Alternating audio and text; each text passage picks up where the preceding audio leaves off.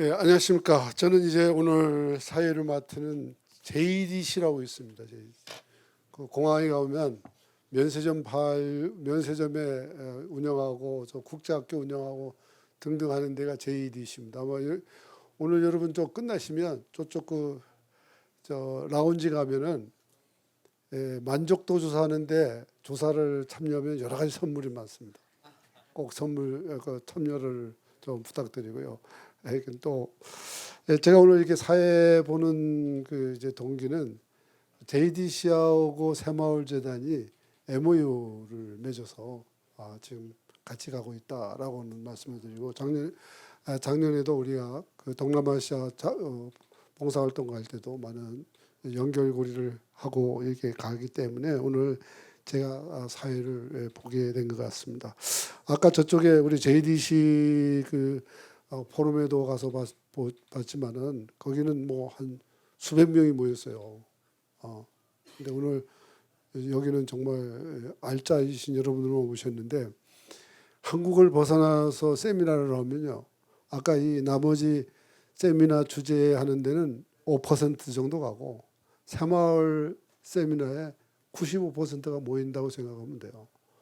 국외에서는 보면 새마을이라는 그 자체가 한국의 어떤 그 발전 케이스 상징뿐만 아니라 세계의 많은 국가들이 이 새마을 운동을 정말 실질적으로 이제 채용하고 적용하려고 하는 많은 노력들이 있습니다. 저도 학교에 있었습니다만 학교에 있으면서 해외봉사 단장도 있고 이렇게 가보면 뭐 제주대학교 아무 의미가 없고요. 오직 새마을로 왔느냐 아니냐 이게 연결됩니다. 그래서 저희들도 제주대학교에도 새마을 운동 해외 봉사 갈 때는 제주도 새마을 협회에 꼭 같이 가야 그 효용성이 높을 정도로 되어 있습니다. 그래서 아직은 올해는 좀 외롭지만 우리 새마을재단이 더욱 힘을 내시고 그래서 현재 많은 그 중저개발 국가들이 바라는 그런 모델이 더욱 발전됐으면 좋겠다라고는 말씀을 우선 드리겠습니다. 오늘 그 발표는 세 분이 해주겠습니다. 두 분은 우리 한국에서 그 케이스를 얘기하는 거고요. 또 한 분은 이제 베트남에서 이제 총장님이 해주시는 걸로 하겠습니다. 첫 번째는 우리 새마을재단의 새마을연구소에 우리 이성호 소장님께서 기후 환경에 대응하는 다양한 새마을 사업에 대해서 발표를 해주시겠습니다. 부탁드리겠습니다.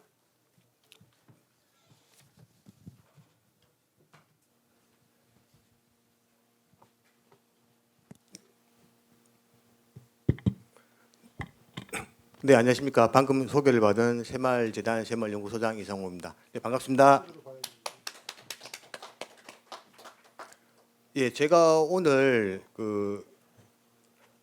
발표할 내용은 기후 환경 변화가 지금 전 세계적으로 심각한 상황에서 개발도상국에서 이런 기후 환경 변화에 대응한 어떤 새마을 사례, 즉 주민 주도의 어떤 사업과 어떤 정부의 어떤 그 적절한 협력을 해서 이런 기후 변화에 대응해서 어떻게 극복해 나가고 있는지 그러한 사례들을 이렇게 발표를 하도록 하겠습니다. 먼저 기후 변화 어떤 지금 상황에 대해서 좀 말씀드리면 전 세계가 산업화 이전 이후하고 어떤 탄소 배출량이 이산화탄소 배출량이 너무 급격하게 많이 바뀌어서 지금 전 세계적으로 1950년 특히 2000년대 들어서 배출량이 상당히 많이 늘어났습니다. 그래서 산업화 이전하고 지금 최근 10년 사이의 온도를 비교해 보면 1도 정도가 지금 올랐다고 합니다. 그 원인이 이제 이산화탄소 배출 때문에 그런 건데요. 그리고 이로 인해서 지금 최근 100년 사이에 해수면이 20cm 증대했다고 합니다. 그러니까 그렇게 되면 앞으로 한 2050년, 80년 가게 되면 부산까지도 지금 장길 상황에 처해 있다 할 만큼 이산화탄소 배출량이 심각하고 최근에는 이런 여름이 한 18일 정도 늘어나고 겨울이 17일 정도 줄어들 정도로 한국에 이런 변화가 상당히 많이 오고 있습니다. 그리고 다음 슬라이드를 보시게 되면 이런 이산화탄소량이 이게 지역별로 그 대륙별로 지금 상당히 많은 편차가 있습니다. 특히 1950년까지는 미국이나 유럽 쪽에 이산화탄소 배출량이 많은데 최근에 들어서는 저기 보시는 것처럼 중국, 그다음에 아프리카에서도 이산화탄소 배출량이 많이 증대되고 있습니다. 그러한 이유가 어떤 개발도상국 입장에서는 그 산업을 발전시키기 위해서 이런 제조업을 많이 하다 보니까 발전소도 많이 지어야 되고 거기에 따라서 이산화탄소 배출이 많이 증대하고 있는 상황이고요. 그리고 거기에 따라서 지금 글로벌 기아 지수를 보게 되면 여기 보시는 것처럼 그 황색이나 그다음 빨간색 지역은 그 기아 지수가 굉장히 높은 국가들입니다. 이렇게 보시게 되면 녹색 지역에 비해서 지금 아프리카 지역에 상당히 많은 이런 기아가 심각한 게 보이고 있습니다. 이런 것들이 이런 기후 변화에 따라서 그만큼 대처하기 어려운 상황이고 그렇습니다. 이러한 과정 속에서 그 제가 말씀드리고 싶은 거는 저희가 옛날에 1970년대 새마을 운동을 할 때 처음 한 그런 운동들이 이런 새마을 그 푸르게 만들기 운동, 뭐 그다음에 하천, 그다음에 공동우물, 빨래터와 같이 우리 주변의 어떤 그 환경들을 좀 그 상황에 적절하게 대처하는 그러한 사업들을 기반으로 시작을 해가지고 이런 것들이 마을 공동체 사업으로 이렇게 발전을 해서 이제 전 국가적인 그러한 사업으로 이렇게 확대돼 나갔습니다. 그래서 사진을 보시게 되면 저기 있는 그 다리 뭐 개울에 교량을 만들고 그다음에 그 하천을 만들고 이런 환경 개선 사업도 했고 기후 변화에 대응해서 그리고 이런 상황에서 의식 교육 여기 보시게 되면 제일 하단에 보시게 되면 저기 초등학생들 뭐 병 수거 그다음에 왼쪽에 보시게 되면 여성들 모여가지고 마을 분여회에서 그런 환경 사업 같은 것들 회의하는 그런 사진들도 보실 수가 있고요. 그리고 대표적으로 저희가 60년대 70년대는 땔감이 없어서 산림을 많이 항폐했습니다. 나무를 많이 베고 항폐가 되는데 저희가 어떤 이렇게 산림 녹화 사업 특히 1978년 그 자연보호 운동을 시점으로 해가지고 이런 산림 녹화 사업을 해가지고 지금 우리나라를 푸르게 이렇게 만든 그러한 사례도 새마을운동의 사례이고요. 그리고 여기와 관련해서 저희가 어떤 그 농로 확대라든지 그다음에 퇴비 증산과 이런 것들을 이미 저희가 70년대부터 하고 있었습니다. 그리고 이걸 통해서 마을 공동체 사업을 했고 환경 개선도 하고 나아가서 소득 증대까지 이루는 그런 과정들이 이런 사업을 했습니다. 그래서 이런 저희가 했던 새마을 사업의 사례를 이제 해외에 이제 적용해서 했던 사례를 좀 말씀드리도록 하겠습니다. 이런 기후 변화 대응은 크게는 완화, 온실가스 배출 자체를 아예 줄이든지 그 온실가스 자체를 흡수하든지 그런 완화 정책이 있고요. 또 한편에는 이런 완화로는 그 한계가 있기 때문에 왜냐하면 이미 기후 변화로 인해서 많은 온실가스가 많이 배출되어 있고 이런 것들을 다 없앨 수 없기 때문에 어떻게 하면 좀 더 부정적인 영향을 최소화하고 이런 영향을 줄일 수 있는가 하는 적응 이 두 가지 방식이 있습니다. 그래서 저는 이 완화와 적응을 중심으로 해서 이런 해외에서 전개되고 있는 새마을 사업을 좀 설명을 드리겠습니다. 완화 차원에서는 그 쓰레기 이런 것도 폐기물들을 어떻게 많이 축소시키냐 이런 측면인데요. 저희가 인도네시아에 있는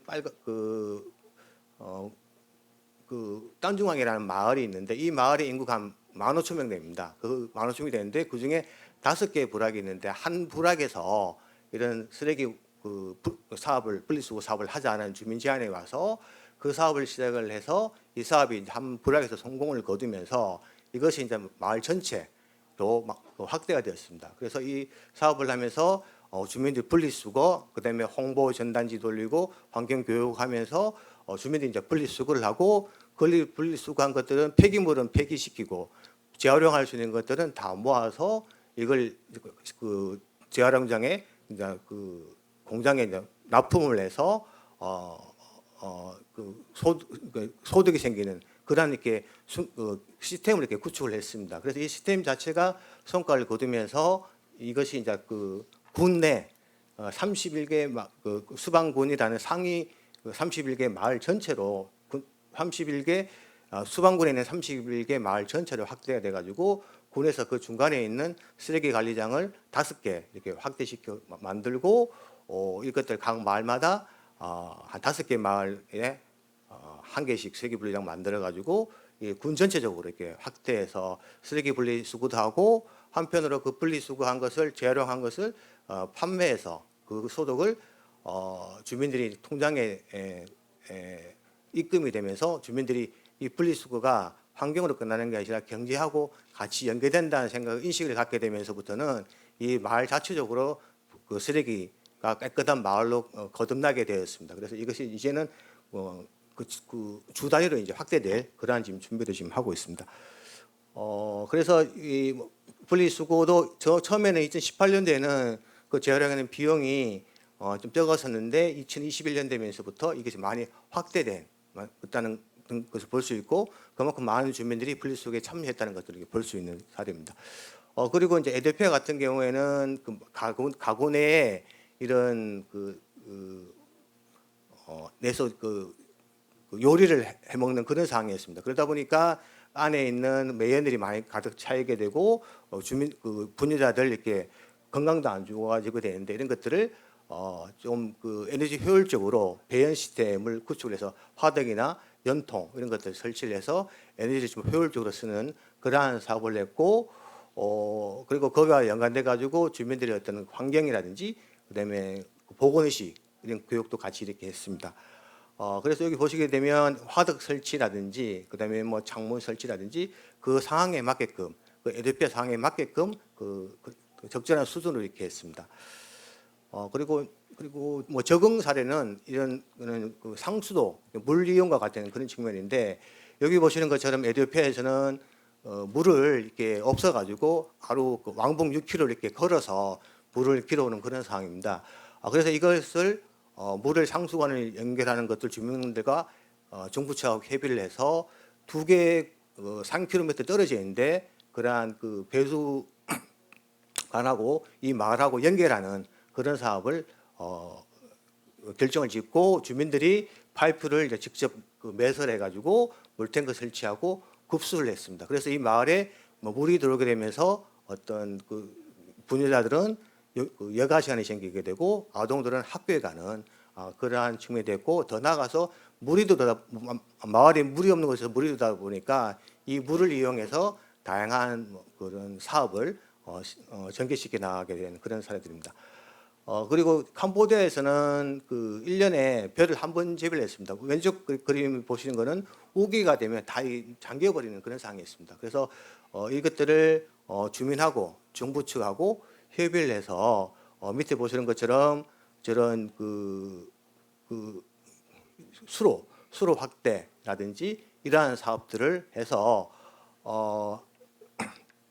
농지를 17년도에는 그 3개 마을 합쳐가지고 200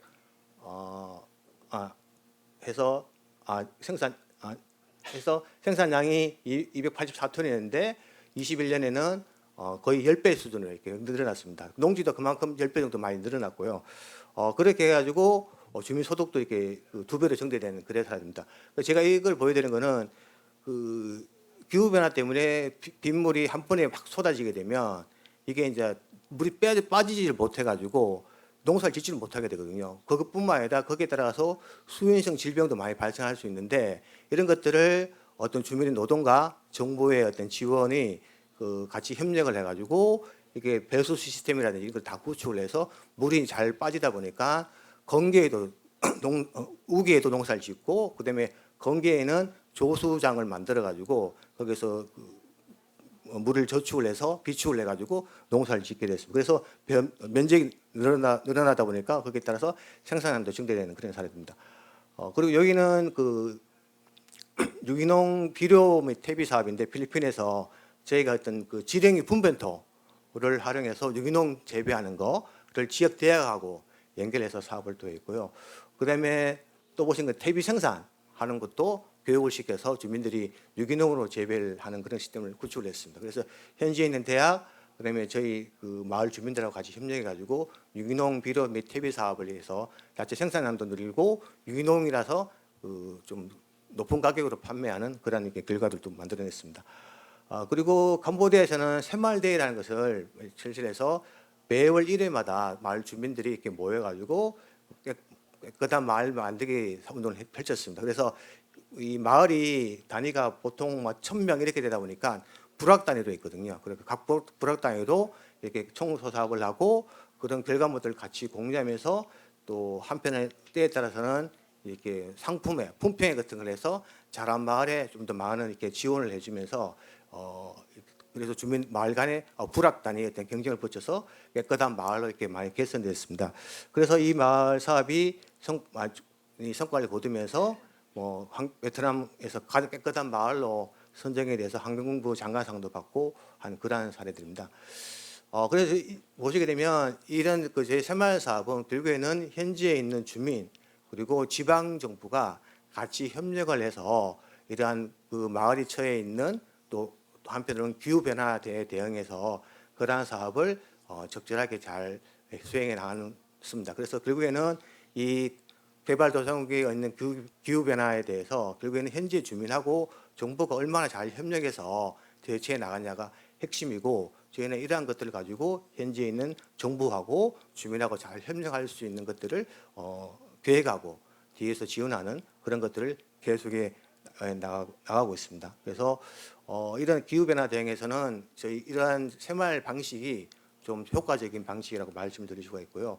또한 이런 새마을 사업이 환경으로만 끝날 것이 아니라 이런 환경이라는 부분이 경제하고 같이 연계가 되어야만 주민들이 이 환경 사업에 더 애착을 갖고 많이 하기 때문에 어떤 제가 앞에서 보여드린 그 쓰레기라든지 그다음에 농수로라든지 이러한 사업들을 좀 그런 관점에서 환경만이 아니라 환경하고 경제하고 같이 연관시킬 수 있는 그런 부분에서 같이 협력을 해놨을 때 효과를 거둘 수가 있고 또 최근에는 이런 ICT라든지 이런 부분에서 좀 그런 부분을 태양열 그다음에 그런 것들을 접목을 해서 스마트팜 접목을 해서 이런 기후 변화에 잘 대처해 나갈 필요가 있고 저희는 이러한 것들을 개도국 주민들 정부들과 같이 협력해서 나아가도록 준비하겠습니다.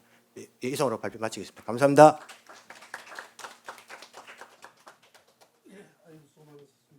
오늘 잘 들으셨죠? 네, 각국의 정말 큰 돈 안 들이고 이렇게 가서 보면 큰 효과를 내는 거 보면 우리가 이 새마을 운동이 얼마나 중요한 거라고 알 수가 있습니다.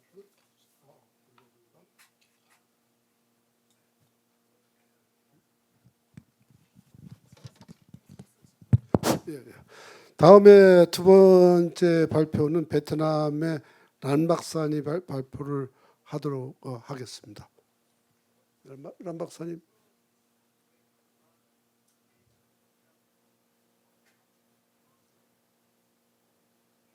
Hello, can you hear me? Yeah, yes. Yes. Thank you very much for the first speaker, Dr. Lee, and it's very interesting to learn initiative, Simon initiative for the response to the climate change. So, my name is Lan. I'm from the Center for Rural Development, Simon Undong, from the University of Social Sciences and Humanity, Vietnam National University. Our section is about Smart Simon Initiative for Climate Change, current status, future direction.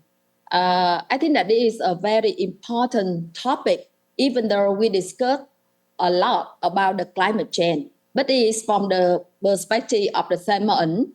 So my topic is about the smart farm associated with circular economy, adaptive solution to climate change, the case of Bình Dương province.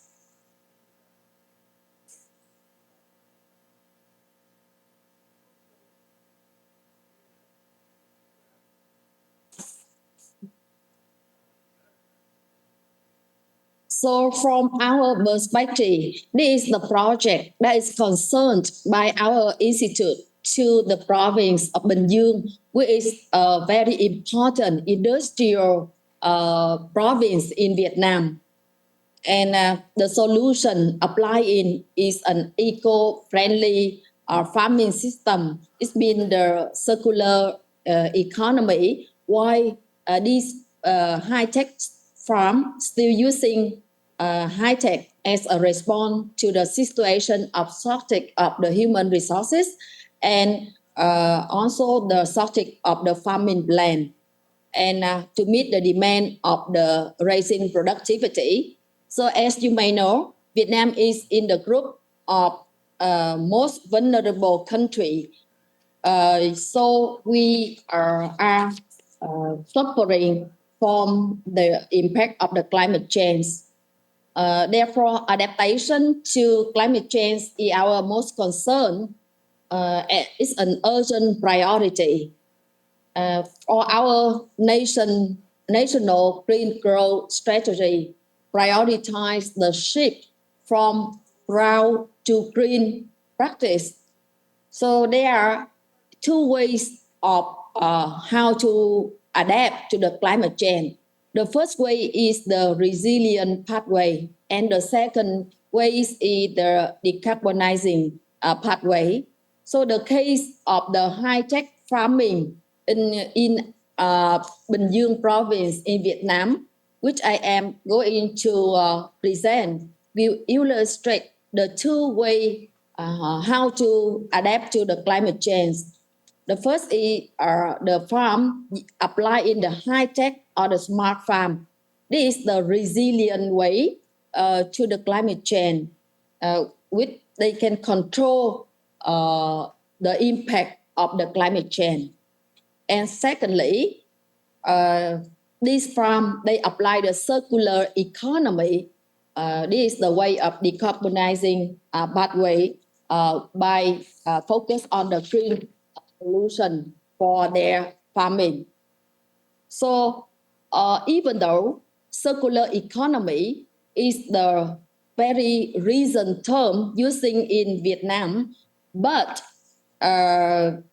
in our tradition, before the focus on the industry, the rural of Vietnam already apply the circular economy by the model of garden, pool, and cave, which means for the sustainable of the household must apply the gardening or the rice field as the fish pond and raising livestock.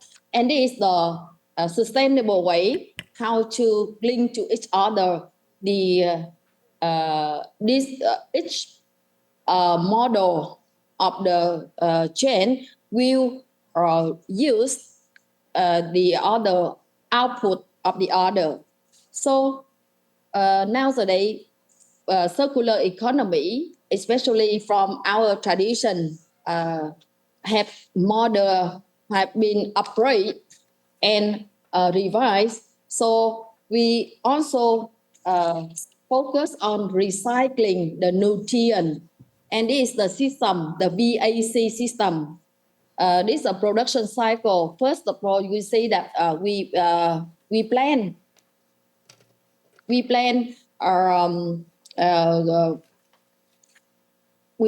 in order to feed the livestock, and the livestock the residue from the livestock will fish the fish, and the fish, the residue from the fish bone will used to fertilize for the plant. And this is the small scale farming, and this is the way of optimal use of land, water, and solar energy. And it is a very high economic efficiency for low capital investment. So for the case of Bình Dương province, which they are now focused on export the farming products such as fruit. So we study some farm in order to concern them how to integrate the smart farm and the circular economy, which based on our indigenous knowledge in the modern time. So for the smart farm and circular economy, so we see that for the three from the Bình province, even though this is the very important industrial province, but in their strategic development, they focus on how to harmonize between the brown area and green area. So for the green area, because the shortage of the farming land, so they apply the high tech in their farming, and in order to reuse, they apply the circular economy. So for the first case, this is the farm of Unifarm. And Unifarm is a very big farm. They apply high tech in their production. For example, they use the tissue culture in order to have the seedling plant, and they apply the drone for their production, and also they have a very profound change for their production, and mainly they export their product to the world. And for circular economy, they have the compost to use the earthworm in order to make the fertilizer for their plant, and also they process their product.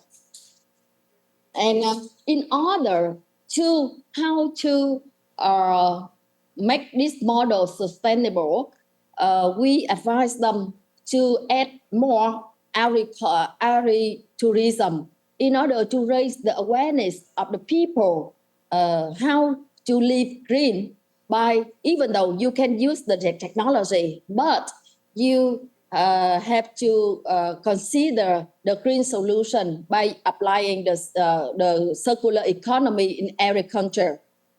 And for the second case is the Anova Agri. They are mainly raised cow. So these cows are purebred from New Zealand.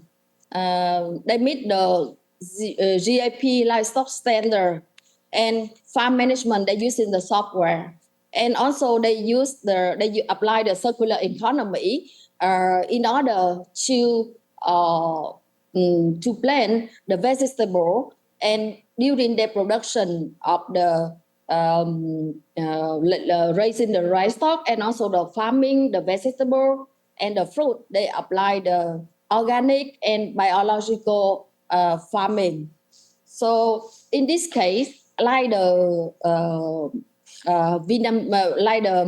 Unifarm, we also advise them to develop the agri-tourism, which invite students from and other people would like to learn about the organic farming or the high-tech farming with the circular economy, so that they can raise their perception, awareness of the green solution in agriculture, especially in the modern times.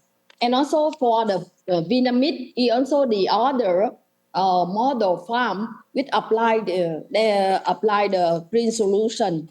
Their motto is agriculture for life.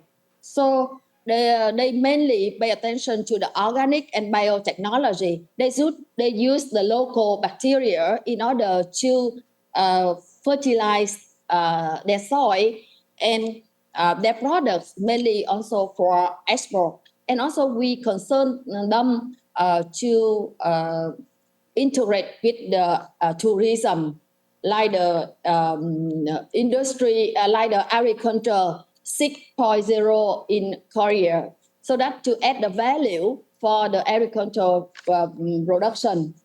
And so in order to raise the awareness, we use the model, we concern and we build the model for farm in school and farm in the school and a school in farm. For the school in farm, to the three models we just present, so the people and the people that interested in the organic or the green solution, they can come to the farm in order to study and to experience the production change. And for the farm in school, our university, our university, we cooperate with those farm corporate in order to build a farm within our university, so that the student can raise their awareness of how to live sustainability. And that's why we have the university and industry farm, and we have our garden. This very special because we are the lecturer and teacher. We have the teacher day. So on the teacher day, we receive a lot of flower and the plant. And after decorate, we will replant it. So that is our university garden, which means the reuse of the plant. And also we establish the garden, which we plant a lot of the native plant, and this the botanic garden, native botanic garden. So that's the student, they can see and they can experience the native plant, which is maybe outside they are going to disappear. And for conclusion, so to our project that we concern in the Bình Dương province, even though this is a very high-tech farm, but they have their perception to apply the circular economy and with the tourism, agritourism. This is a very sustainable way in order how to do the farming, agriculture in nowadays. And for the response to the climate change, as already mentioned, we can use the high technology and circular economy, but it depends on the level of the household or the enterprise or the corporate. We can have different level. For the first level, maybe we just we observe that some household, they just pay attention to the input. It means they choose the crop on the livestock that can adapt to the climate change. Or, for example, the raising of the Celsius. And for the second level, for the cropping system, for example, we some household and the enterprise, they focus on the how to reduce the loss during the cost of the production. However, like the three cases we already present, we advise the people to pay attention to the farming system. It means it must be a very profound approach to the climate change from the input, like choosing the crop or the livestock, and also the soil, and also for during the production period. And finally, and we need to apply the circular economy. This is the way we can respond to the climate change in Vietnam. So this is all for my presentation. And I think that because we are the center which apply the spirit of Samoan in our project. So when we learn the experience from other people, we can advise our farm in Vietnam and the household how to invent the new way to adapt to the climate change. Thank you for your listening. 네, 안박사님 방안이 어떻습니까?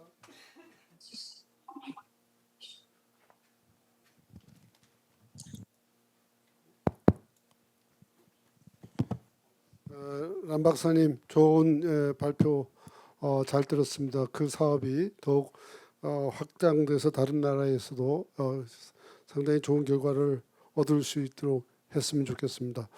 자, 마지막 발표입니다. 마지막 발표는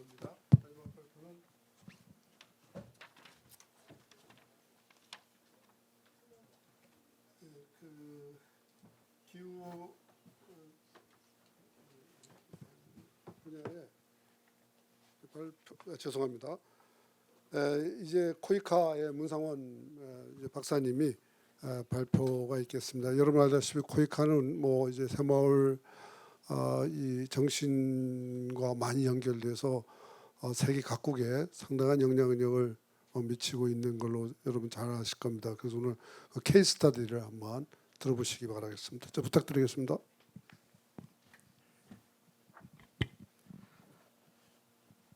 안녕하십니까. 코이카 문상원 실장입니다. 저는 오늘 그 미얀마에서 실시했던 저희 그 새마을운동 사업 사례를 먼저 설명을 드리고 저희 코이카에서 기후변화 그리고 디지털 그다음에 이주와 같은 새로운 그러한 그 시대적인 그러한 요구 수요를 반영한 새로운 프로그램인 새마을운동 플러스 앤드 포버티 프로그램에 대해서 말씀드리겠습니다.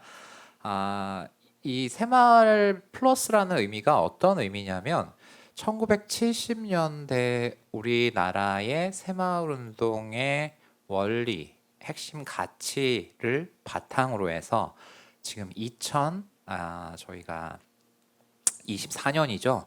지금 현재 가장 중요한 그 농촌 발전에 있어서 가장 중요한 요소인 기후 변화와 그다음에 디지털 요소 그리고 이주와 관련된 그런 새로운 요소들을 더해서 전 세계 개발도상국 농촌 지역에 빈곤을 퇴치하겠다라는 프로그램 의미로 보시면 될 것 같습니다. 제가 그 미얀마에서 저희 코이카가 그 새마을운동 사업 중에 가장 큰 사업을 진행을 했었는데 이게 규모만 큰 것이 아니라 1970년대 우리나라 새마을운동의 경험과 성공 요인에 충실하게 반영된 새마을운동으로 기획이 돼서 미얀마 정부와 함께 그 미얀마 10개 주 110개 마을에서 2014년부터 2020년까지 2,200만 불 규모로 추진된 사업입니다. 이 사업은 근면 자조 협동의 새마을 정신에다가 경쟁과 보상, 주민들의 자발적인 참여, 지도자의 리더십과 주민들의 신뢰라는 새마을의 핵심 가치를 사업 요소로 담아서 거기에 파트너십과 적정 기술, 가치 사슬 강화라는 현대적 요소를 더해서 자립 기반의 소득 증대 및 자립 기반의 발전을 위한 역량 개발을 통해서 그 농촌의 빈곤을 퇴치하게 하는 목표로 기획이 되었습니다. 여기서 가장 중요한 부분은 아까 앞서서 지금 두 분의 연사께서도 말씀하신 것처럼 기후 변화나 이런 이슈들을 저희가 농촌 지역의 하나의 위기적인 요소에 있어서 이걸 극복할 수 있는 가장 중요한 것은 물질적인 것이 아니라 그 농민들의 개도국 농민들의 역량을 강화해서 이것들의 이러한 기후 변화에 적응하고 그 다음에 그러한 부분들에서 적극적으로 대응할 수 있는 그러한 부분이 가장 중요하다라고 말씀을 드릴 수 있습니다. 이렇게 미얀마 아까 말씀드린 110개 마을에서 10개 주 110개 마을에서 진행이 되었고요. 이 사업은 크게 그 네 가지로 구성이 됩니다. 먼저 이 사업을 수행하기 위한 마스터 플랜과 각종 매뉴얼들을 만들게 되고요. 그것을 바탕으로 해서 미얀마의 새마을 연수원을 저희가 설립해서 농민들과 그다음에 지방 공무원들을 교육시켰습니다. 그리고 그 마을 사업을 그 대표적인 마을을 미얀마의 각 농촌 유형별로 선정을 해서 시범 마을, 모범 마을 사업을 실시를 했고, 그다음에 거기에 대한 평가를 통해서 나온 교훈을 바탕으로 미얀마의 농촌 개발 정책을 완성하였습니다. 무엇보다 더 중요한 것은 1970년대 우리나라에서 그랬던 것처럼 가장 중요한 것은 이 새마을운동 사업은 그 당시에도 우리나라의 그러한 사업이었습니다. 1960년대 저희가 많은 뭐 원조 프로그램들을 받고 농촌 개발을 실시했으나 많은 실패를 거듭한 끝에 1970년대 한국 정부의 정부와 그다음에 주민들의 자조 정신에 입각해서 우리나라 고유의 그런 사업을 실시하였고, 이러한 그 오너십이 굉장히 사업을 하는데 중요하기 때문에 이러한 미얀마 그 거버넌스 체계를 구축해서 중앙 정부, 그다음 지방 정부, 그다음에 군 정부, 그다음에 마을 조직까지 수립을 해서 이 사업은 코이카나 한국의 컨설턴트들이 수행한 사업이 아니라 해당 국가의 주민과 공무원 조직을 통해서 실시했던 그런 사업이라고 볼 수 있습니다. 그렇게 해서 마스터 플랜을 저희가 수립을 했고, 그다음 시범마을 사업과 교육을 통해서 나온 교훈을 바탕으로 해서 이렇게 미얀마의 새마을 운동 정책을 완성하였습니다. 이것은 보시는 것은 우리나라로 치면은 그 성남시에 있는 새마을 중앙회와 같은 그 새마을 운동을 교육하는 그러한 곳으로 그 미얀마 수도인 네피도에 위치하여 있습니다. 그래서 저희가 이제 한 4년간 3,500명을 목표로 했었는데 총 그 사업 기간 4년 동안에 5,526명을 교육을 했고, 지금 5년 6년이 지난 지금도 이곳에서 계속해서 마을 주민들 지도자들을 대한 교육이 지속되고 있습니다. 이 교육하는 모습을 좀 보여드리고 있고요. 총 그 80과정에 5,500 몇 명이죠? 5,526명 이 되었습니다. 그리고 이러한 그 교육을 받은 마을 리더들이, 마을의 지도자들이 각 본인의 마을로 돌아가서 그 3가지 사업을 추진했습니다. 마을 위원회를 조직을 해서 사업을 추진을 했고요. 그 사업들은 소득 증대 사업과 마을 환경 개선 사업, 그리고 역량 개발 사업. 여기에는 우리가 한 정신 계몽 개발 사업도 포함이 되어 있습니다. 그렇게 해서 그 각 마을별로 사업이 실시됐고요. 이러한 사업의 중심에는 마을 주민들이 자발적으로 구성한 그 새마을 커미티, 마을 개발위원회에서 중심에서 지원이 됐고요. 여기 보시면은 크게 그 안에 그 각 사업별로 역량개발 소위원회와 그다음에 마을 환경개선위원회, 소득증대위원회의 그런 소위원회가 있었고요. 여기 감사가 별도로 있어서 이 또 중요한 점 중에 하나는 이 사업비를 수행하는 부분, 결정하고 수행하는 것들을 공무원이나 정부가 하는 것도 아니고 도너 컨트리, 그러니까 공여국에서 우리 한국 그 정부에서 하는 것도 아니고 마을 주민들이 스스로 했고, 거기에 대한 그 감사 역시 그 마을 주민들이 스스로 하셨고, 특별히 저희 감사는 마을의 여성이 꼭 담당을 하도록 해서 젠더적인 측면에서도 이러한 부분들은 고려되었습니다. 그 마을 위원회의 한 모습이고, 이렇게 마을이 모일 때마다 사진을 찍었는데 불과 1년 차인데도 거의 한 달에 한 2번에서 많으면 한 4번까지 이렇게 모인 모습을 볼 수가 있었고요. 역량개발 사업 같은 경우에는 뒤에 이제 성과도 제가 말씀드릴 텐데, 가장 쉬운 마을 청소나 이러한 부분들부터 저희가 시작을 했고요. 그다음에 이렇게 마을 총회를 통해서 마을의 수건 사업, 가장 원하는 사업을 이렇게 선정을 해서 그 사업을 직접 마을 주민들이 수행하고, 그것을 수행하기 위한 이런 역량 교육도 받을 수 있었습니다. 마을 환경 개선 마을 주민들이 스스로 했고요. 그다음에 뭐 다리를 놓는다던가 이렇게 수로를 만든다던가 아니면 길을 닦는다던가 하는 부분들을 마을 주민들이 그 어떠한 도움도 받지 않고 스스로 했다는 점입니다. 그리고 소득증대 사업과 관련해서는 가장 중요한 것이 마이크로 파이낸스와 같은 우리나라 새마을 금고와 같은 마을 금융이 큰 역할을 하였고요. 그 외에 농업 또는 비농업 기술들을 저희가 교육하여서 그러한 부분들을 통해서 소득 증대를 가능하였습니다. 그러한 부분들에 대해서 평가를 실시를 하였고요. 그 평가도 역시 외부에서 평가를 하는 게 아니라 그 마을 주민들이 서로 평가하는 상호 평가 방식을 각각의 사업별로 매년 1년마다 저희가 실시를 했고요. 이렇게 모여서 마을 대표들이 모여서 다른 마을의 그러한 서류들을 보면서 평가를 실시했고 1등부터 110등까지의 마을들을 결정을 해서 크게 이 A그룹 마을, B그룹 마을, C그룹 마을로 나눈 다음에 그 각각의 마을에 대해서 A그룹의 마을에 대해서는 다음해 연도에 사업비를 2배를 저희가 지급을 했고요. 그다음에 B등급 마을에는 150% 마을 지급을 했고 C등급 마을은 그냥 동일한 그 전년도와 동일한 그러한 부분들을 지급해서 이러한 보상과 그다음 경쟁과 인센티브 방식의 그러한 새마을운동 방식을 적극 적용하였습니다.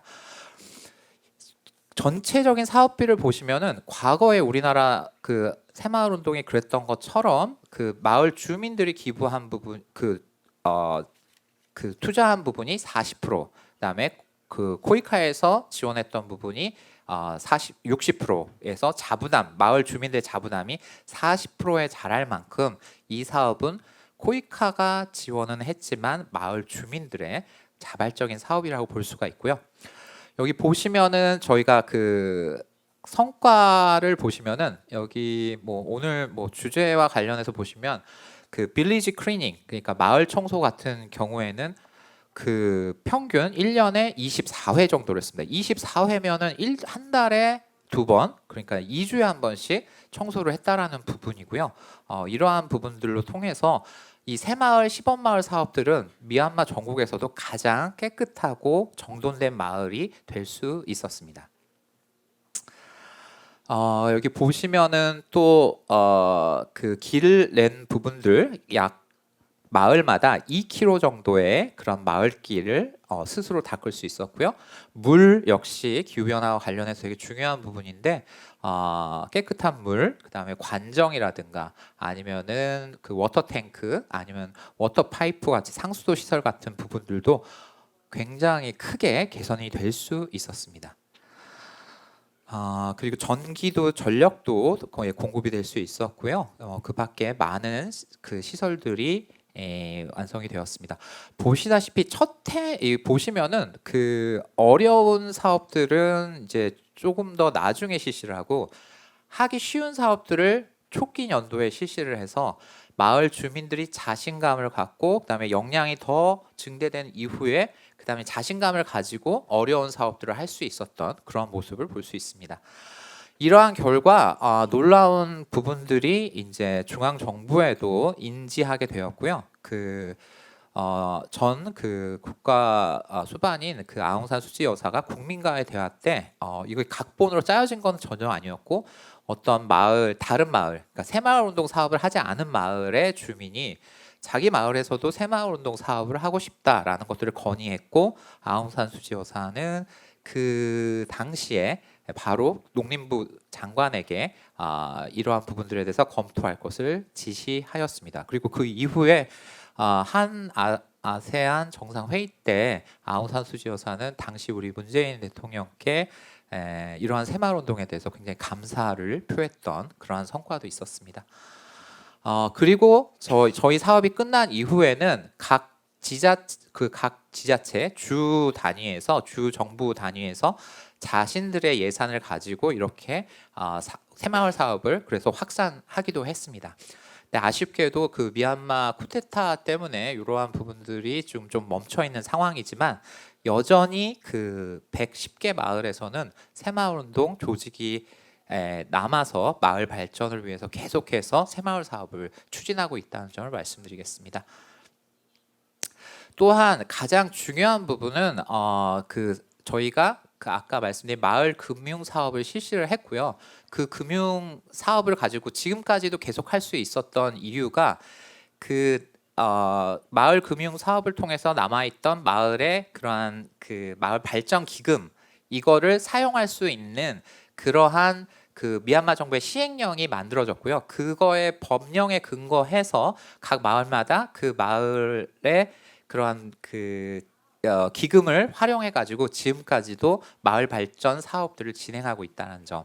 이게 지속 가능한 새마을 운동 발전에 있어서 굉장히 중요한 부분이라고 할 수 있습니다. 그래서 미얀마 농업부 장관은 모든 지역의 새마을 운동 사업을 그 성과를 바탕으로 해서 정책으로 채택하겠다라는 부분들을 이야기하였고요. 저기 보시면은 우리나라의 많은 그런 기업들이 또한 이 사업에 기여를 했습니다. 특히 맨 밑에 보시면은 SK텔레콤하고 SK그룹에서 그 아까 그 이상우 우리 원장님께서도 말씀을 해주셨던 클린쿡 스토브, 그러한 화덕 사업을 실시를 해서 그 전까지만 해도 그 대부분의 그 농촌에서는 돌멩이를 3개 두고 거기에다 나무 장작을 떼서 그 다음에 거기에 그런 부분들 때문에 어떠한 나무 그를 많이 베게 되고, 그래서 그 또한 또 여성들의 그러한 그 부엌 일을 하는 여성들의 건강에도 굉장히 안 좋은 영향을 미쳤는데, 이 사업을 통해서 전국적으로 이게 거의 5천만 불 사업이었었고요.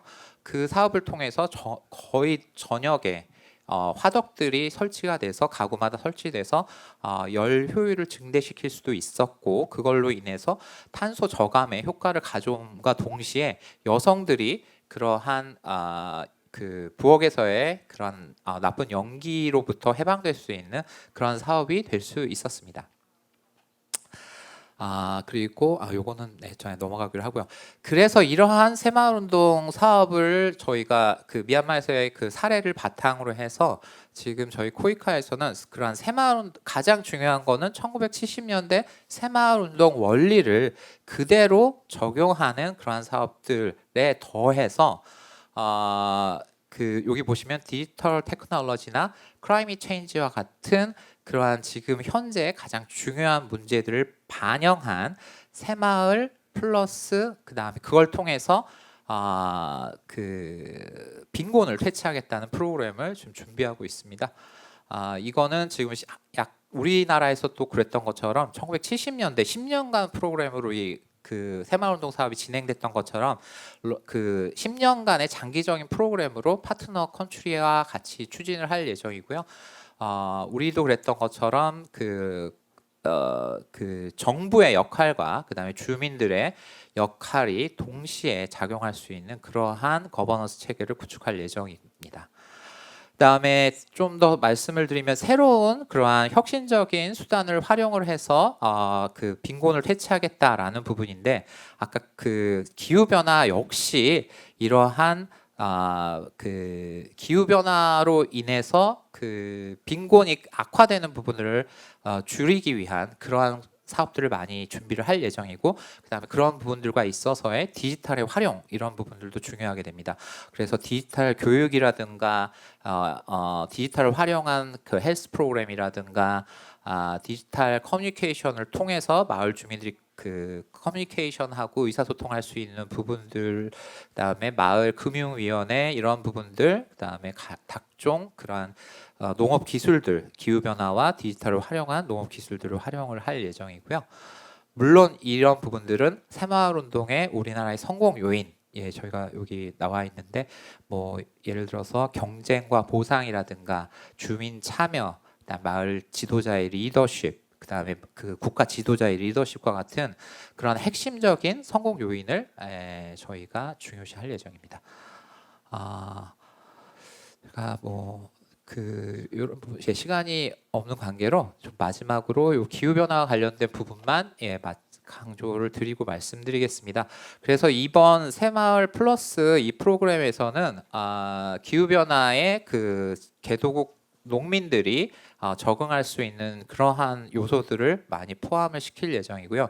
예를 들어서 아까 베트남 같은 경우에 지금 그 가장 홍수나 이런 걸로 인한 피해들이 굉장히 큽니다. 그래서 그것들을 위한 어떤 망그로브 숲과 같은 그런 그 바다에 어떤 그런 방벽을 치는 부분들이라든가 클라이밋 스마트 어그리컬처와 같은 그런 농업 기술을 발전시키는 부분, 그 다음에 산림, 녹화 같은 사업들, 그 다음에 가뭄에 저항이 강한 그러한 작물들을 보급한다라던가 하는, 그 다음에 조기 경보 시스템, 태풍이나 가뭄이나 이러한 자연재해에 사전에 정보를 교환할 수 있는, 그래서 농민들이 그걸 알고 대비할 수 있는, 그리고 농민들의 그러한 클라이밋 체인지에 대한 그 인식을 제고하는 사업들, 이러한 부분들이 이 사업에 포함이 될 예정입니다.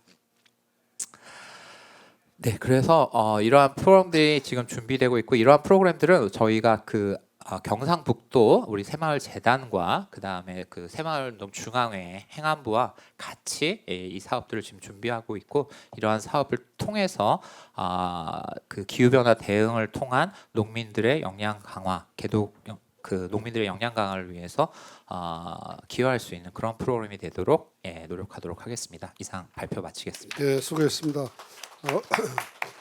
새마을 운동이 얼마나 진화하고 있다라고 하는 것을 사례를 통해서 발표해 주신 고이카 문상원 동남아 실장님 수고 많으셨습니다.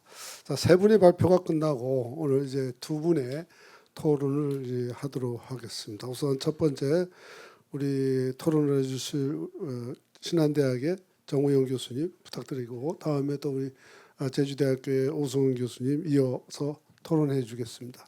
네, 안녕하십니까. 신한대학교 국제개발협력과의 정우영 교수입니다. 저는 그동안 이 새마을운동에 대해서 많은 국내적으로 많은 연구도 있어왔고, 또 저는 제가 대학에 오기 전에 코이카에서 또 오랫동안 근무한 적이 있습니다. 그래서 이 새마을운동 관련된 또 사업도 오랫동안 진행을 해왔는데요.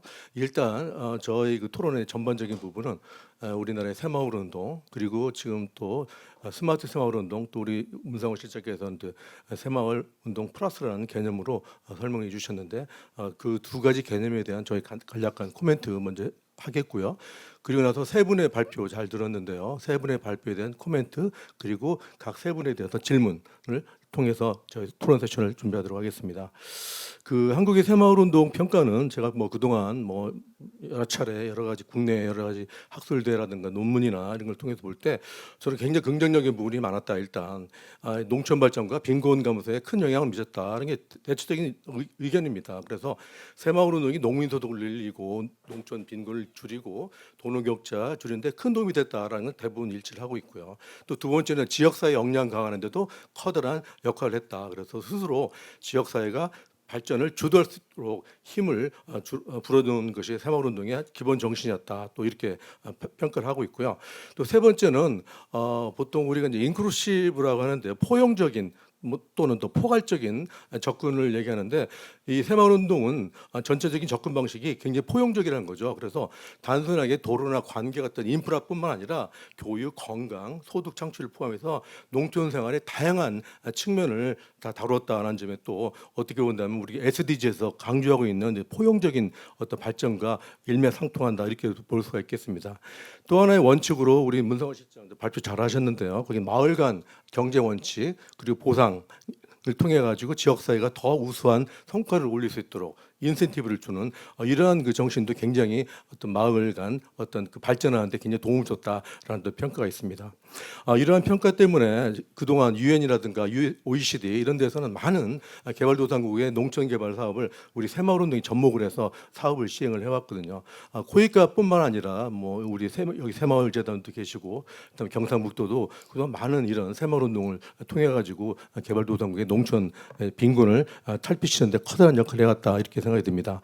지금 이런 그 새마을운동이 지금 한 단계 업그레이드해서 지금 우리가 소위 말하는 이제 스마트 새마을운동이다, 이렇게 부릅니다. 또는 새마을 플러스라고 이제 표현을 하셨는데요. 그래서 우리가 가진 새마을운동의 원리와 그리고 ITC 등 이 현대 기술을 접목을 해서 보다 업그레이드된 한국형 새마을 농촌 개발 운동이 모델이 지금 시행되고 있다. 그래서 이상우 소장님께서 많이 발표를 해줬죠. 그래서 이 개발도상국의 이 농촌 개발뿐만 아니라 특히 이 기후 변화 기후 변화에 대응할 수 있는 이런 효과적인 메커니즘으로 이 스마트 새마을 운동을 우리가 시행할 수 있겠다 이렇게 봅니다.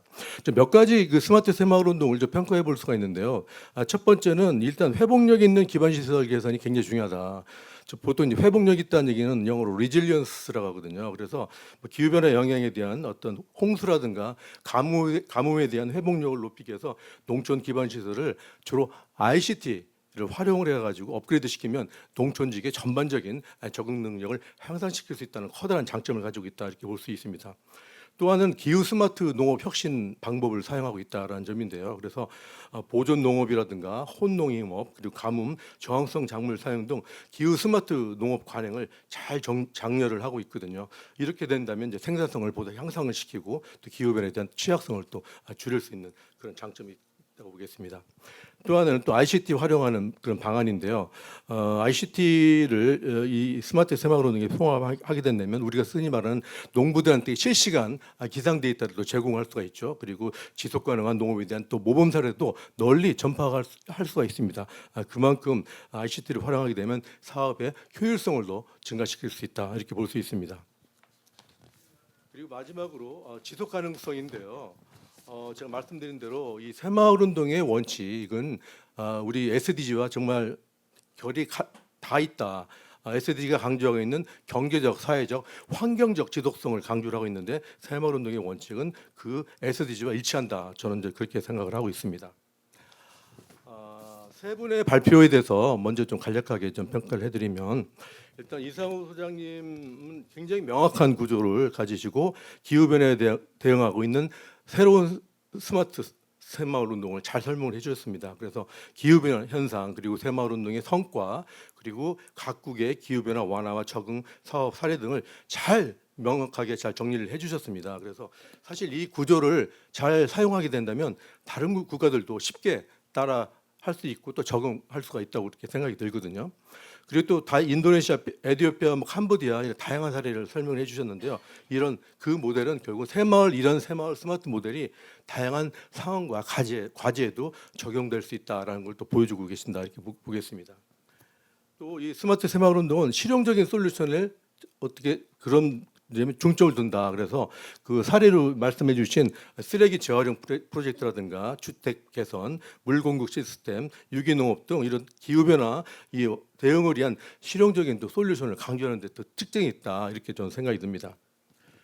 기타 그 밖에 이제 지역사회 참여라는 문제라든가 그리고 이제 거버넌스도 굉장히 강조하셨죠. 그래서 지방정부, 지역사회 조직 그리고 외부 파트너의 협력을 굉장히 강조를 하셨는데 이렇게 이해관계자들 협력이 많아지게 된다면 결국 프로젝트가 지속 가능해지고 보다 영향력을 더 확대시킬 수 있는 그런 장점이 있다 이렇게 보게 됩니다.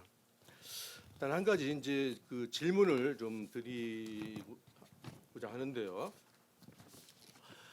이렇게 이제 여러 가지 이제 성공적인 사례를 설명을 해주셨지만 사실 이 모든 사례들이 다 각각 다양한 경제적, 사회적, 환경적 이런 그 지역도 다르고 다른데 이런 사례들을 공통적으로 우리가 스마트 새마을 운동이라고 어떤 확장을 할 수 있을 정도로 모든 그 어떤 세부 전략이 좀 맞춤형 세부 전략이 필요하다. 왜냐하면 모든 지역별로 그리고 주어진 환경 그 사회적 경제적 환경이 다 다르기 때문에 보다 좀 맞춤형 접근 전략이 앞으로도 필요하겠다. 그래서 이 스마트 새마을 운동도 이렇게 맞춤형 접근 방법을 좀 개발해야 될 필요가 있지 않는가 이런 일단 질문을 좀 드리고요.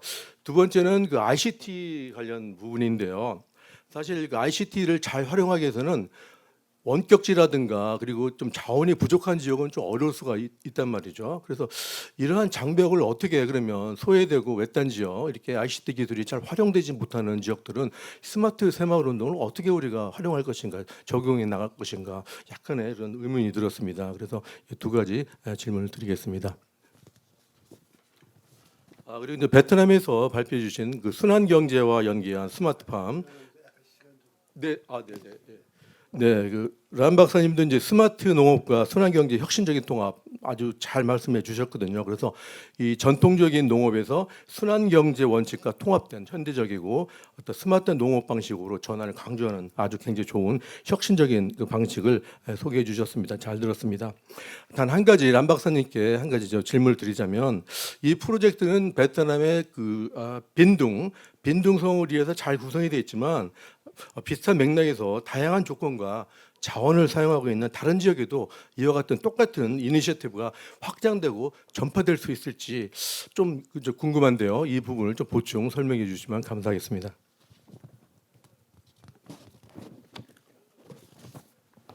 자, 마지막으로 이제 문성원 실장님 발표 잘 들었습니다. 그래서 코이카가 지원하고 있는 그 미얀마 스마트 새마을 플러스 프로젝트는 새마을운동의 기본 원리가 다 갖추어 있죠. 새마을 인프라 개발, 역량 강화, 소득 창출, 생활 환경 개선, 환경 지속 가능성, 광범위한 요소를 다 다루고 있기 때문에 이런 전체적인 접근 방법을 통해서 농촌 개발의 어떤 전반적인 그 발전을 가져올 수 있다 이렇게 생각이 듭니다.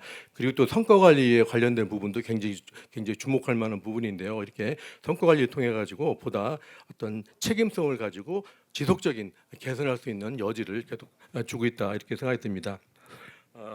몇 가지만 질문을 드리자면 일단 그 재원 조달 문제입니다. 이렇게 광범위한 그 사업을 하려면은 사실 재원이 많이 필요하거든요. 우리나라 새마을운동도 초기에 굉장히 정부 투자 재원이 있었단 말이죠. 그렇지만 자원이 제약된, 자원이 부족한 국가에서는 이렇게 포용적인 이 스마트 플러스 운동이 과연 잘 실행이 될 수 있을지 그것이 좀 약간 의문이고요.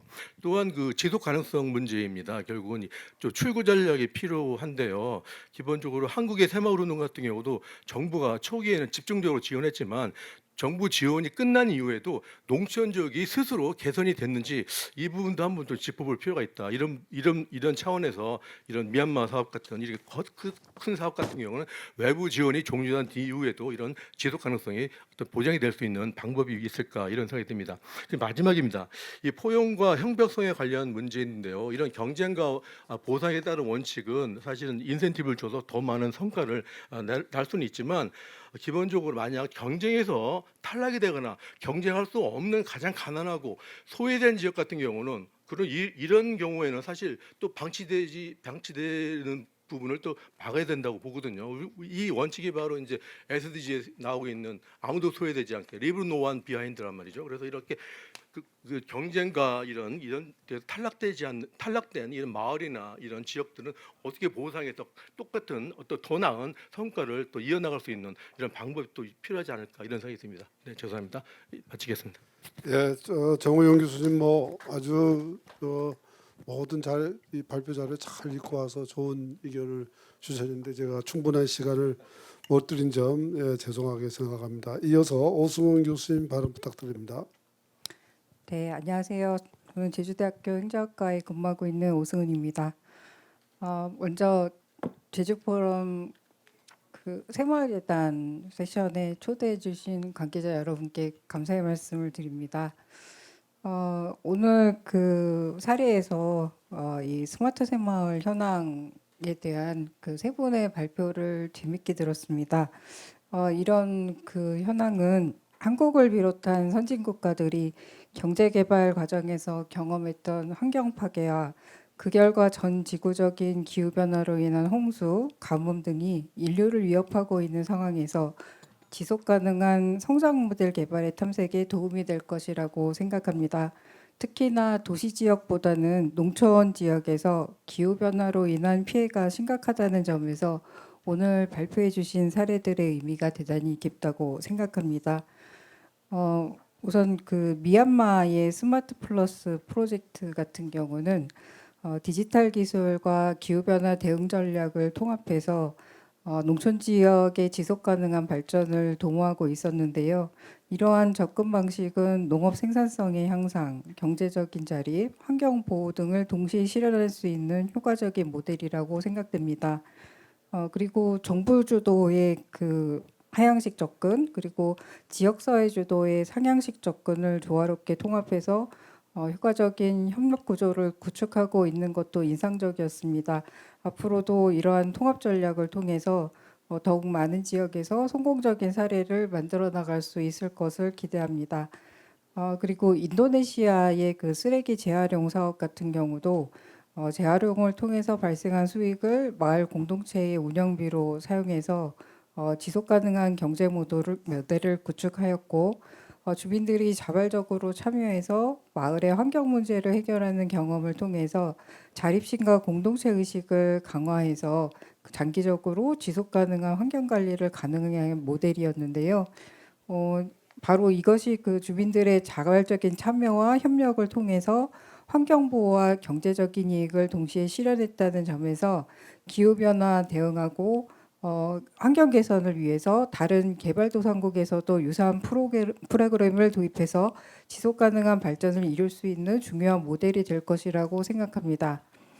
에티오피아의 주거 환경 개선 사업 같은 경우는 주민들의 생활 환경을 개선해서 건강 증진을 도모한 사례로 전통적 조리 방식으로 인한 실내 공기 오염과 위생 시설 부족을 해결하기 위해서 주민들이 자발적으로 참여하고 협력하는 과정을 통해서 공동체 의식이 강화되고 이것은 지속 가능한 발전을 위한 중요한 기반이 된 그런 점에서 의미가 깊다고 생각합니다.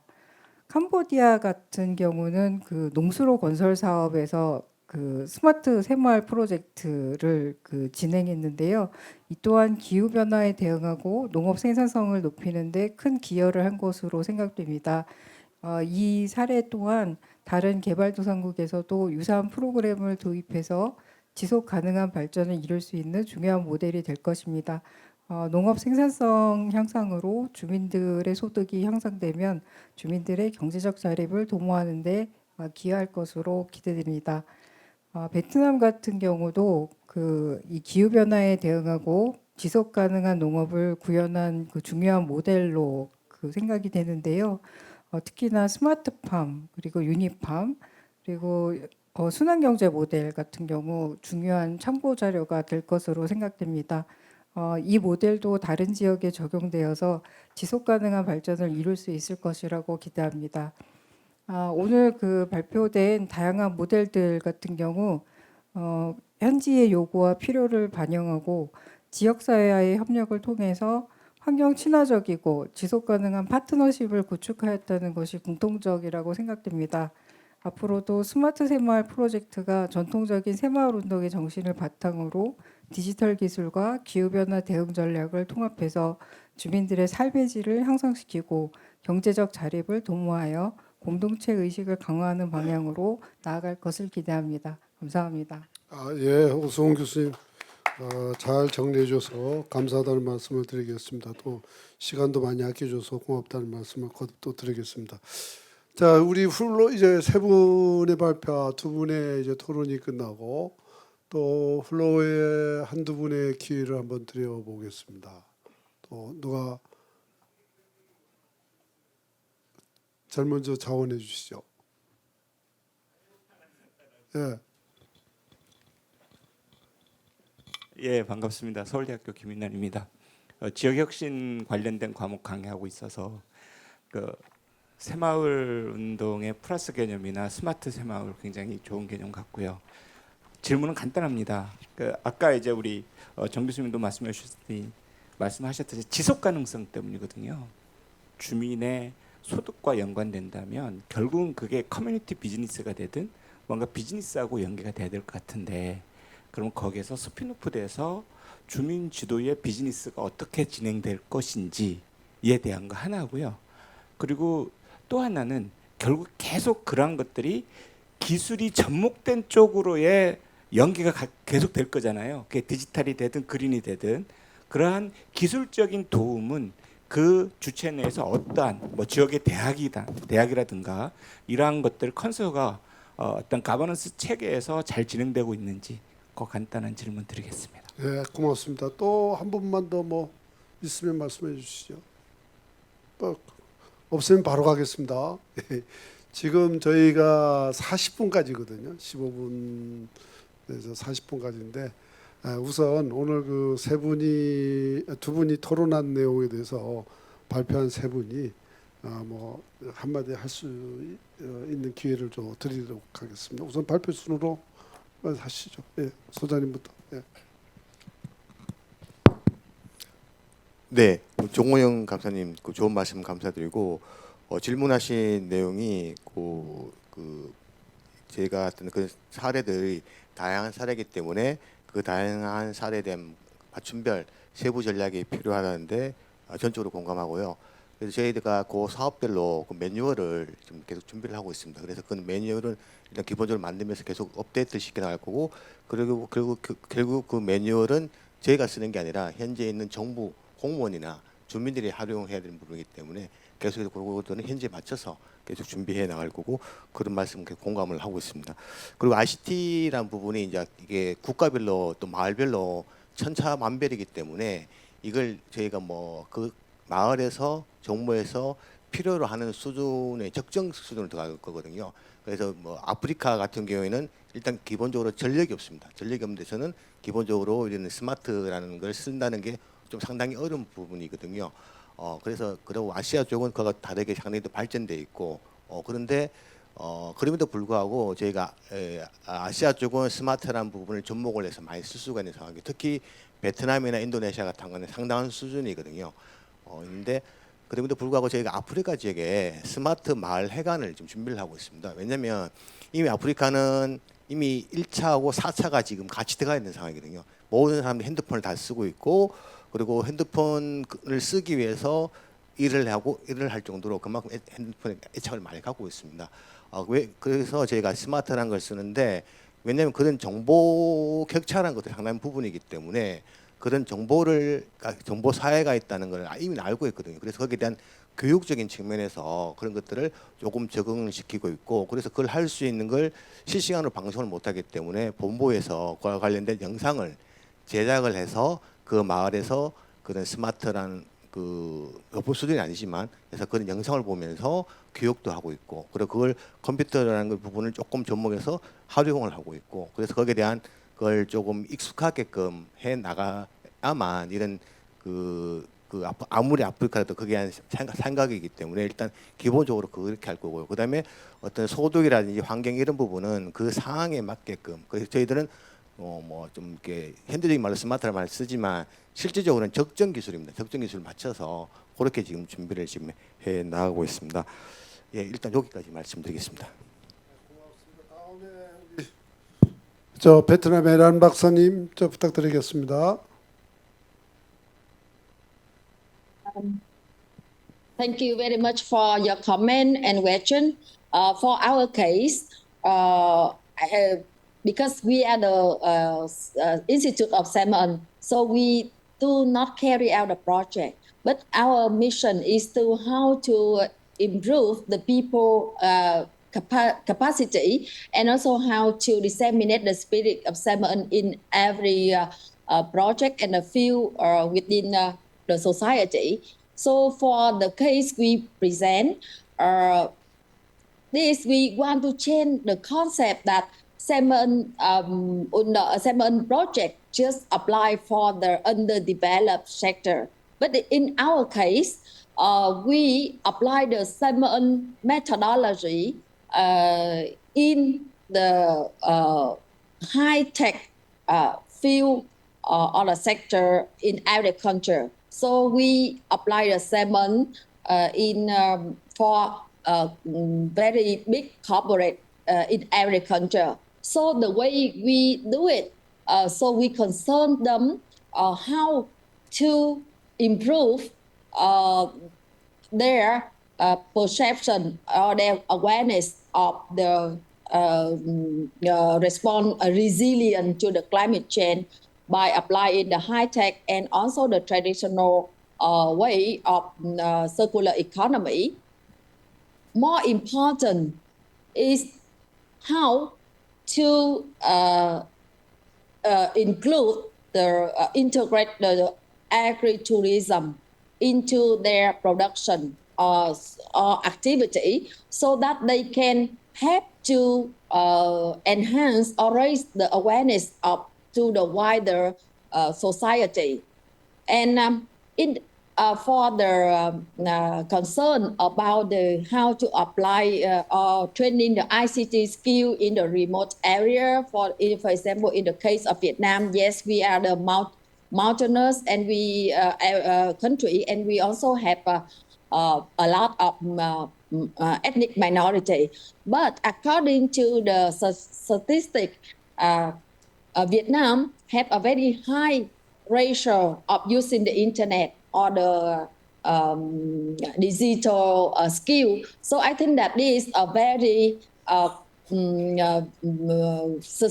suitable context, so that for the SEMEN project in Vietnam can include the ICT skill training for the people. This is a very important skill nowadays in order to access to various resources so that they can develop their economic revenue. So I have some clarify for my case, and also comments for the concern about the ICT application in various areas, especially in the remote area. Thank you. 예, 고맙습니다. 자, 마지막으로 우리 문상원 시장님.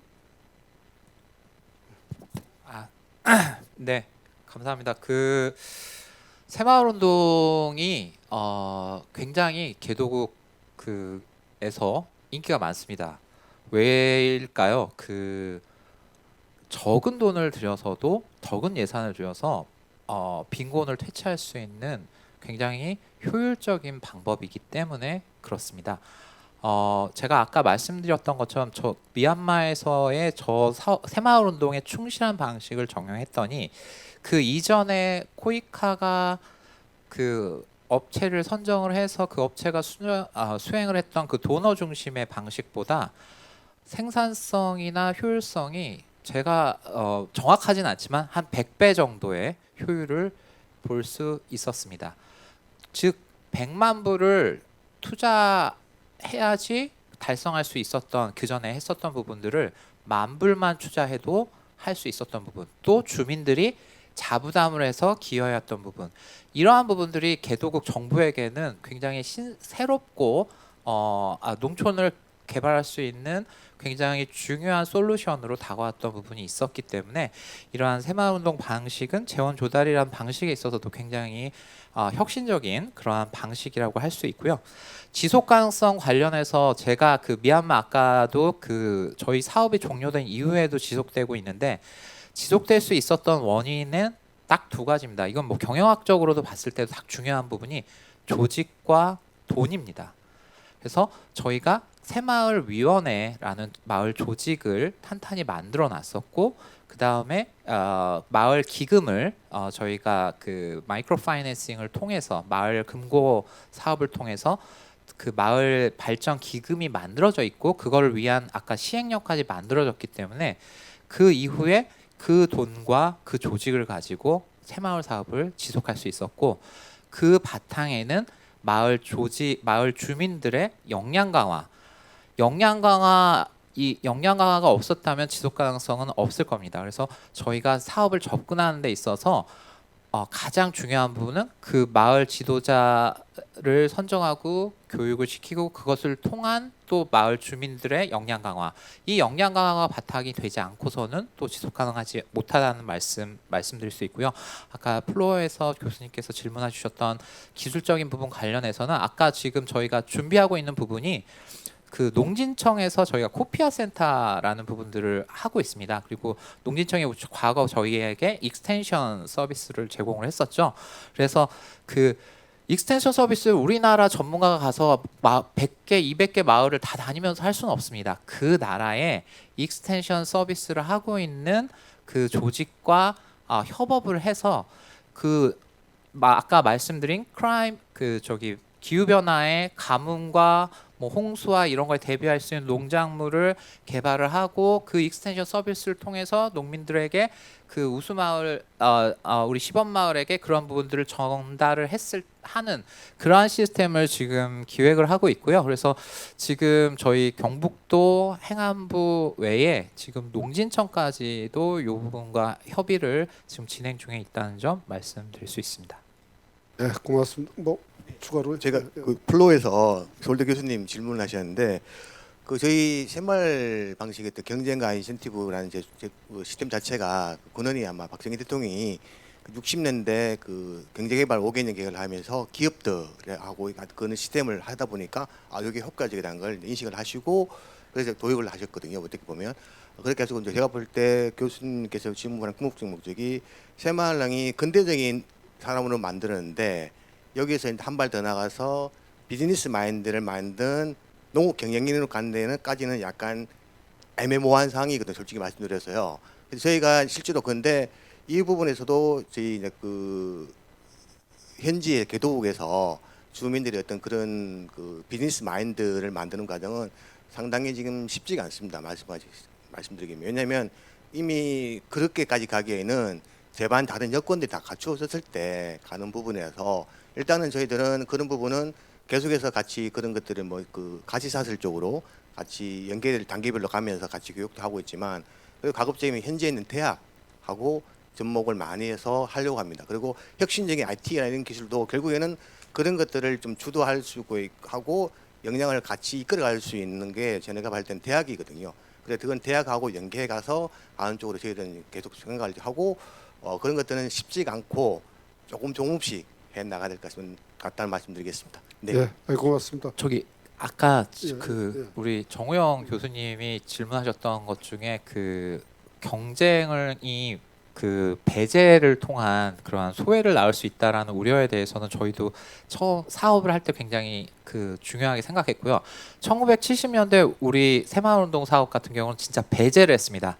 못하는 마을들은 배제를 하고 하는데 저희는 그 사업을 할 때 그러한 부분들 SDG 목표를 달성하는 게 또 중요한 목표이기 때문에 포지티브하게 배제를 하는 게 아니라 잘하는 그 마을에 더 주는 형식, 포지티브한 경쟁 방식을 도입을 해서 그러한 그 소외되는 지역이 없도록 하는 부분도 있었고요.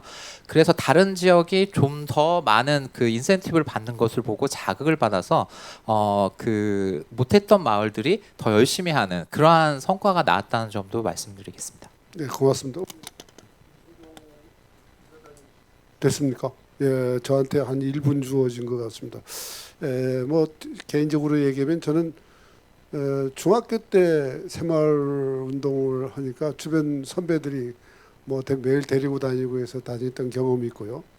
그다음에 1987년도에 제가 교수를 할 때 교수 되는 사람은 2주간 성남 새마을 그 재단에 가서 2주간 교육을 받았어요.